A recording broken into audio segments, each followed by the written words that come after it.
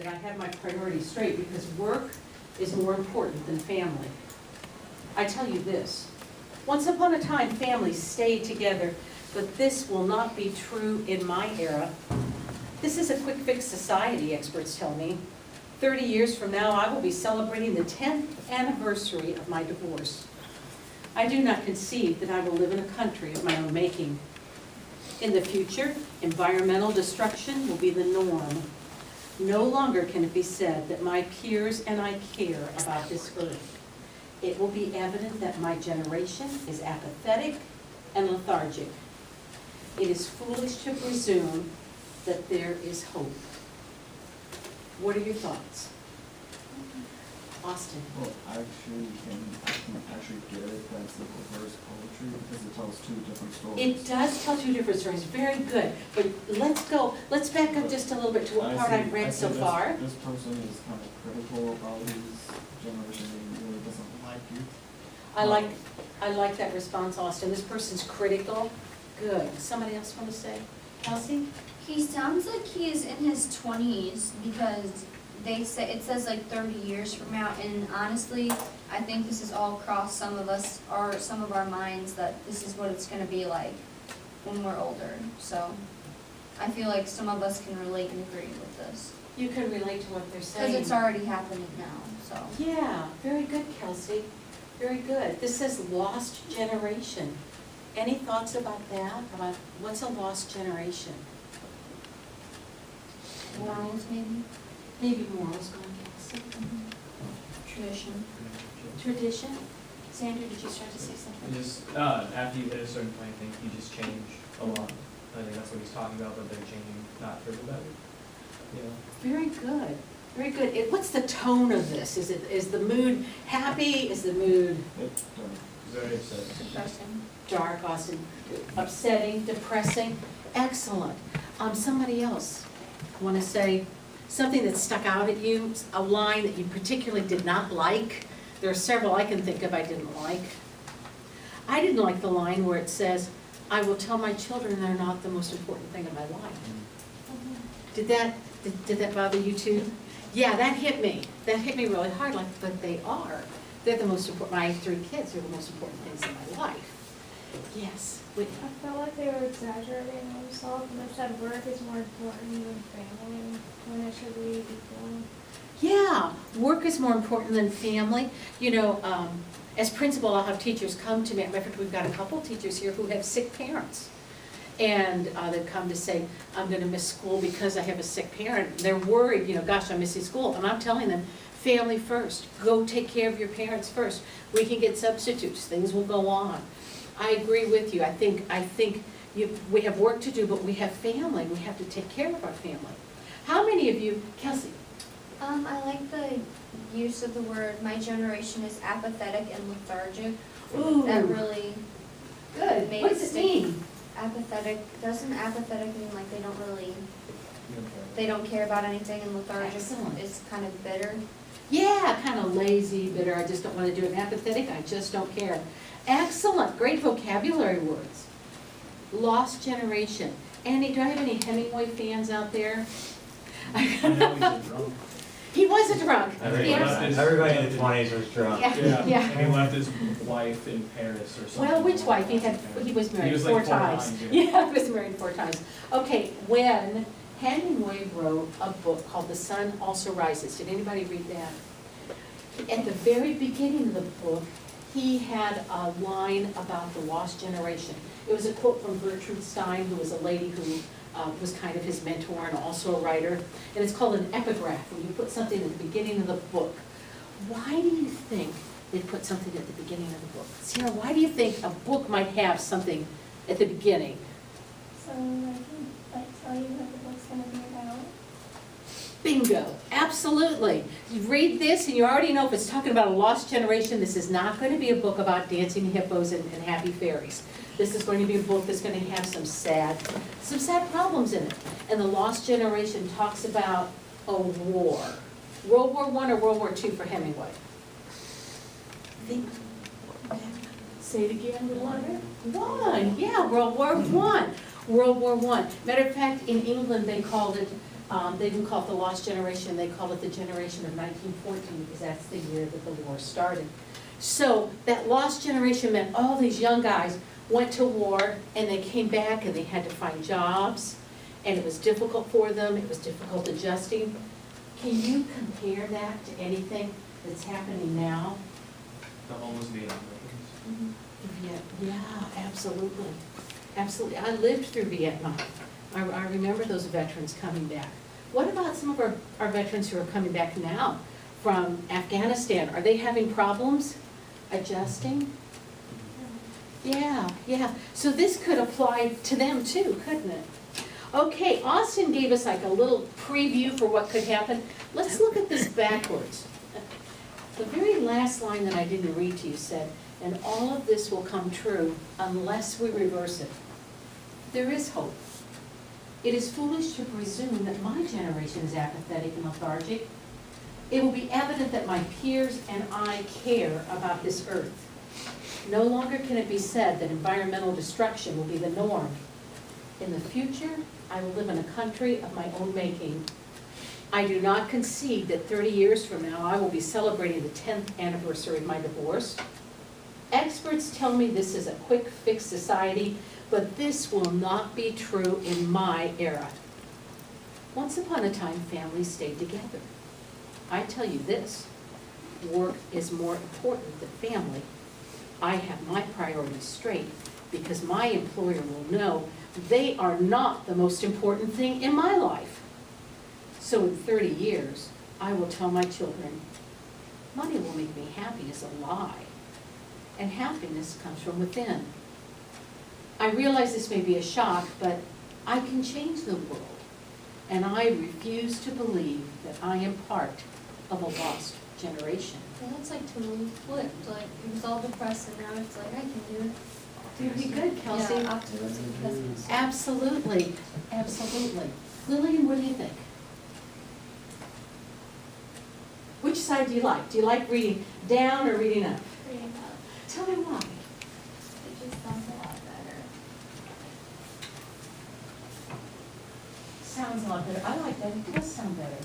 Why? Before I can hear more about work, and they're saying how environmental destruction will be normal. Like he doesn't really want that to happen. Yeah. Excellent. Very good. Sarah, this is a reverse poem because we change directions and what happens? Yeah, something else happens. But can somebody, and that was good, Sarah, can somebody explain to me changing direction in this poem? Can it be a metaphor for something else? Like what happens to the meaning? What happens? I can see Austin knows, I see Xander knows. Let's get somebody who hasn't answered yet. Somebody who hasn't answered. Somebody who hasn't. Brittany, you want to give it a try? Huh? Yeah, Bailey, you want to give it a try? Thank you, sweetie, I got the B. You want to give it a try for me? Well, it's kind of like changing what I think is going to happen. That's exactly, it's a change of attitude, isn't it? Have you ever had something in your life where you had to kind of change your mind and change direction? Change your thoughts? So a reverse poem can be a change of direction here, but what else can it be? What else can it be besides a change of direction in the poem? Mood. Mm-hmm. Mood. A change of mood? A change in the way you think? Have you ever known somebody who said, I'm not going to flunk anymore, and they just decide they're going to start passing? Or somebody who said, I'm not going to do this anymore. I'm going to change my life. When I was 4 years old, my dad said, I'm going to quit smoking cigarettes. I was really glad. Even at 4, I knew it wasn't good for you. And he did. He stopped. A change of direction. He made a choice. And I love reverse poetry because there's a change of direction, a choice. We're going to look at another one. Let's look at framing my future. Kelly Gallagher is a really good English teacher. And I love to read his books because even though I'm not teaching kids anymore, a lot of times I work with teachers on lesson plans and what we can do in the classroom, working with Common Core. And Kelly Gallagher is one of my very, very favorite guys. And this reverse poem came from a book that he wrote just a couple of years ago, actually 2 years ago. It's a really new book. And he had one of his students, he lives in Long Beach, California, which is another reason I like him, because I used to live in California and I was not too far from Long Beach. He had one of his students write. So let's look at this. My future is in ruins. Therefore, I will discard the impression that I'll be able to achieve what others could not. This may be surprising to some, but education is overrated. I will not accept the concept that I can make a difference through my education, so I will let others know that it is not worth it. Many say hard work pays off, but I see things differently. It is apparent that beauty and luxury are vastly more important than brains and wisdom. I'm completely against the assumption that personal achievement will be able to thrive in a world so corrupted. I am certain that in the future there will be an increase in college dropouts. It cannot be said that my peers and I will benefit from a higher education, for our betterment comes from pleasures of selfishness. It is a false belief that success is an option. Ooh. Think on this one. What I'd like for you to do right now, we've got 2 people here, 2 people here. Actually, let's do all 4. Can you turn so that your desks are facing each other? Can you guys turn so that your desks are facing each other? Can you 4 turn so your desks? You 4 turn so your desks are facing each other. 1, 3.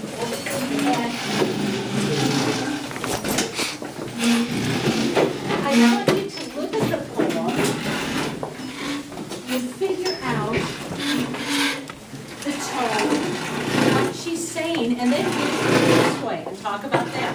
So first, let's talk for a minute about the poem and just start talking with each other. It's talking about people in school. It's obviously in a very dark place. College dropouts. And maybe a difference in their education. It's also a little mix of He thinks that hard work isn't worth anything. Yes, she is. Everybody in the future sucks. And that's, I like Landon's take on it. Could you guys remember what you guys saying? Year 2016, educational methods. Depressing. Yeah. So It's talking about how this person's noticing that kids are slowly becoming less and less apparent about their grades and they're starting to not care as much as they used to. falling into darkness that is not even It's good. coming back from. What do you get into? Do we read a reverse now? Do we read a reverse now? Or do we just wait? Yeah, there's something for going to school. What do you think about that? It's fun. As much as a chance It's what? As much as a big inspiration. I agree with you, Nick, you shouldn't do that. You read it anyway. Okay, guys, would you start reading it the other way? Success is an option. It's not completely Always will stay in reality unless I choose to reverse it. Success is an option is a false belief that our betterment comes from pleasures of selfishness. My peers and I will benefit from a higher education, for it cannot be said that there will be no college dropouts. I am certain that personal achievement will be able to thrive in a world so corrupted. This way is not worth it. So I let others know that I can make a difference in my education. I will not accept the concept that education is overrated. This may be surprising to some, but I will be able to achieve what others could not. Therefore, I will discard the impression that my future is in ruins. Oh, I like the way that sounds. It's Debbie Downer to a, what's a good one? A Happy Hannah. We're going to call it Happy Hannah. only the wish. It's a Debbie Downer to a happy Hannah. Yeah, I was smart. Okay, guys, and I know I'm cutting you short because this conversation is still going, it sounds great, but scoot your chairs back around this way. And I'd like to hear from each group, quickly point to somebody who you think can express what you suggested, what came out of your conversation. And let's start with this group. Who's gonna talk? I'll talk because I Kelsey's just gonna got. talk. Okay. We've decided that it sounds like a Debbie Downer poem Okay, which way? when you read it down, but when you read it up, we decided it is a happy Hannah. Okay, opposing views, right? Two completely different views, very good. Let's go over to this group over here. Who's gonna talk? Lillian is. Okay, so it says like when you read it down, it's saying that hard work won't get you anywhere in life, and that like being vain is the most important thing. That's the complete opposite. Yeah, very good. How many of you think hard work does not get you where you need to go? Wait, what? How many thinks hard work does not get you where you need to go? I think it's part of it. I think, yeah. How many of you think if you want to get somewhere, hard work has got to be part of what you're doing pretty much? Yeah, I think so too. I think we've got it. You've got to put forth some effort, right? What about this group over here? Who's going to talk? I want Sarah to talk, because Sarah never talks. Okay, so Xander and Sarah are going to share. We'll start with Sarah, and then when you're done, you can tap Xander and he'll continue. Okay, well, we thought it was saying that you should focus on yourself and that nothing matters. Yeah, going down, very good. And Xander, why don't you take it going up? I think the pivotal part of the poem, because at the end it talks about your options. So now it's saying that if you choose to care about your education, then it won't appear the way that it would if you read it down. So it's saying that, what am I trying to say? I just lost You're it. saying it well. You're saying it well. The pivotal point was? So if you choose to want to be successful, then you will be successful. It's a choice. It's a choice. Are you seeing kind of a thread running through here? Because the first poem we did with Lost Generation, it was a choice. I'm going to choose not to believe that way. And we're seeing this choice coming around again, isn't it? Is it a choice a lot of times whether or not you're going to succeed in life? I remember being a sophomore in high school and my grades were not good. And I made a choice over the summer between my sophomore year and my junior year. My grades were going to be better, and they went boom. It was a huge difference, but it was a choice. Did I have to work to go along with that choice? Or did I just wish upon a star? I had to work with it. Okay, over here. Yeah. Donovan. Going down, it really talks about how the world is in a dark enough place where it seems like nothing is worth trying to help. But going back up, it's saying it really can't help to try something. I like that. Very good. You've got some deep thinkers in here, Mrs. Swank. Absolutely. Okay, our last group. We saved the best for last, right? Sure. Sure. Well, the first one we said that it was like very sad and like down. Yeah. It wasn't true, like we didn't like some of the stuff like beauty and luxury is more important than brains and wisdom. And I think that was something that's true. And then going up, it just sounded so much better. And then it's like, Very good. So you did not like the part where it talked about beauty is more important than brains. I agree with you. I think because beauty's going to go away. Hopefully the brains will stay longer, right? Well done, folks. Well done. So we reversed. We got a different point of view. Okay. If you're going to write a reverse poem, you've got to write about something that you feel really, really strongly about. And in order for me to ask you to write, and yours will be much smaller, I'm only going to ask you to write a few lines because we don't have time for the whole poem unless you want to. If you write the whole poem, I will give you a cookie coupon. But I had to write about something that I felt really strongly about, something that my family was arguing about. So I'm going to let you into a window of my family. A cat? I wanted a cat. I wanted any kind of pet, a dog, a cat, I didn't care, an iguana. I wanted an animal. We had had 2 cats, and then when my kids went to college and moved out, Both cats died of old age. My husband said, good, cat's gone. I said, no, I want a cat. And so we discussed this a lot. And here's my reverse poem. This is a husband's view and a wife's view. Owning a cat is a mistake. Therefore, I refute the argument that I will never own wool without his trespassing hairs. This may be a shock, but owning a pet is difficult. I cannot agree with the philosophy that cats make a positive difference in one's life. Therefore, I will say to all that it is simply not worth it. Some believe having a feline lowers the blood pressure, but I see the world differently. It is obvious that aqua eyes and silky fur are not as important as a clean black jacket and hairless sweater. I disagree with the premise that cuddly kittens heal the world's woes. I know that in my house there will be no sandy litter or messy food bowl. It cannot be said I enjoy dodging a cat to answer the door. My joy comes from never stepping on squeaky toys. It is a false belief that homes with cats are happier.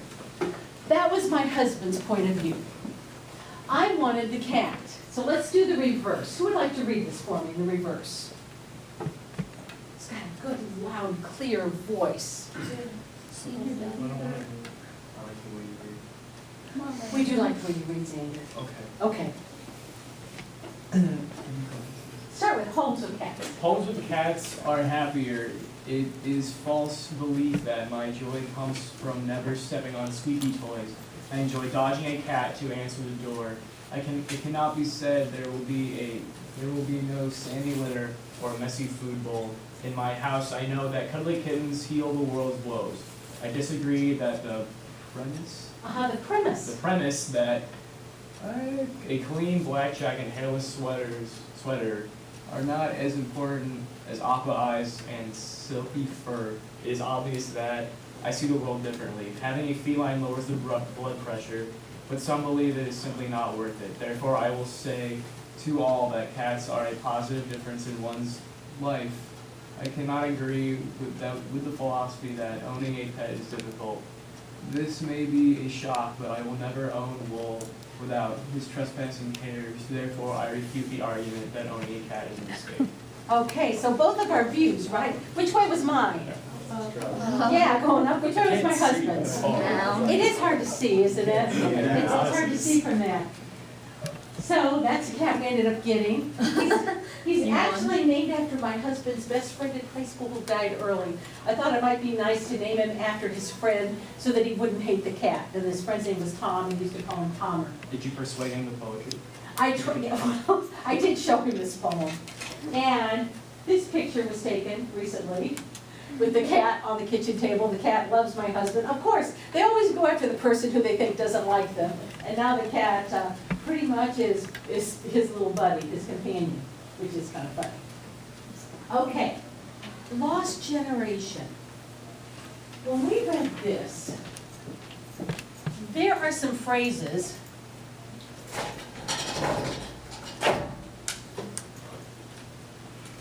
no longer can it be said that my peers and I care about this earth. It will be evident that it is foolish to presume that there is home. Why do you think I underlined these sections? Why is that important in this poem? This is the very ending of the poem. They're like pivot points. Very sharp, very sharp. These are kind of the pivot points. Let's look at the cat poem. And you also have the freedom poem, the framing for my future. And let's go into your groups of 4 again and look just at the last 7 or 8 lines and see if you see any similarities in those 3. Go ahead and scoot your tables around. We've got about 7 minutes to do 12 minutes worth of work. So let's see if you can do it. Put them side by side and just look at them. Lost generation. By how there will be no. Good.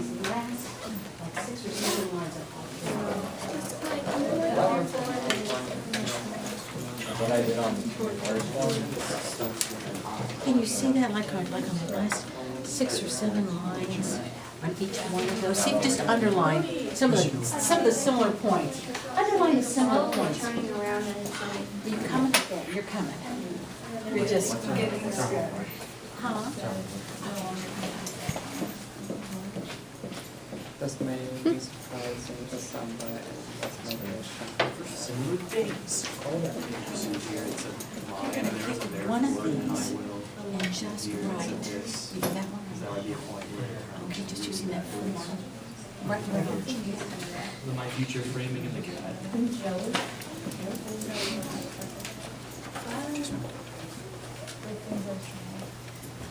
Okay, guys.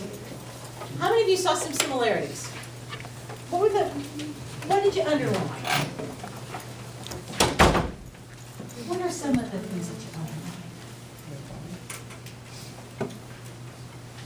The second last line starts with it is, ends with that. Excellent. The second to last line starts with it is and ends with that. Good job, Ann. Cannot be said that is in both columns. It cannot be said that. Good, Whitney. It's exactly right. This is going to be a really easy assignment, guys. Yes, ma'am. You're welcome. I took the lost generation and I took framing my future and I took the common points. If we had had 2 periods, we would have found those together, but I kind of did the legwork for you. If you're going to choose one, you don't have to do both. Let's do one together. Modeled after the lost generation, something will be the norm. Norm is normal. What's something that could be the norm for us? Ooh. Wearing shoes to school. Wearing shoes to school will be the norm. Okay. Let's write that down. Wearing shoes to school will be the norm. No longer can it be said that. What? Hats are the trend. Well, but we're talking about shoes. Sandals are a trend. Okay, that sandals are a trend, or that we're going to go barefoot. It will be evident that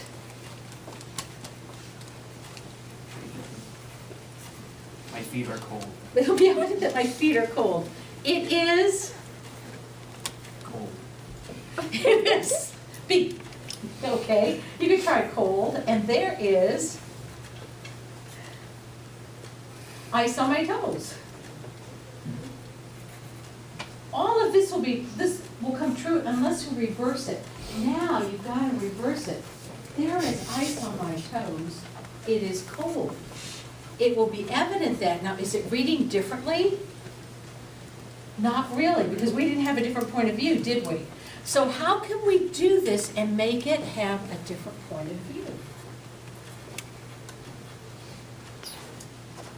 You could change it is cold to it is warm. It is warm.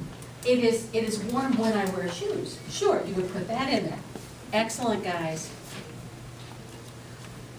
It looks easy, but you've got to think, don't you? Here's your assignment. And Mrs. Swank said I could give you points for this. I just want you to write a short reverse poem. It doesn't have to be long. You can use my form, or you can create your own. Yes, ma'am. You sure can. You're welcome. And I'm going to show you one more before we go, because it doesn't have to follow the format I gave you. Anybody ever read the book Mirror, Mirror? It's a kid's book. I love kids' books. And then one of the things I love about this kids' book is everything's reversed. They are fairy tales. And in the fairy tales, you get 2 different points of view. So maybe you want to think of something that you and a friend feel strongly about. You have different points of view. Or maybe you want to take a fairy tale. The Cinderella going one way, stepsister going the other way. Okay, let's look at this first one. In the hood. This is a Little Red Riding Hood. In my hood, skipping through the wood, carrying a basket